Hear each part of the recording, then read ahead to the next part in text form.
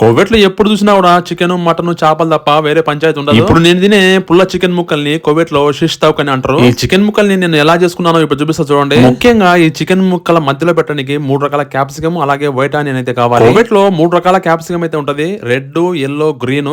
Yellow, red capsicum rate ఎక్కువ కోవెట్లో, అందుకే నేను రెడ్ ఒకటే తెచ్చుకున్నా, ఎల్లో క్యాప్సికం తెచ్చుకోలే. ఇప్పుడు నేను కట్ చేసిన రెడ్ క్యాప్సికం రేట్ ఎంత తెలుసా? 70 రూపాయలు ఒకటి. కోవెట్లో 70% మీట్ అంటే చికెన్ కావచ్చు, మటన్ కావచ్చు, వాటికి ముందుగానే మసాలా పట్టించి బాగా రెడీ చేసి ఫ్రీజర్ అయితే పెట్టి, ఇప్పుడు నేను తెచ్చుకున్న చికెన్ ముక్కలు కూడా రెడ్ మింట్వి అనమాట.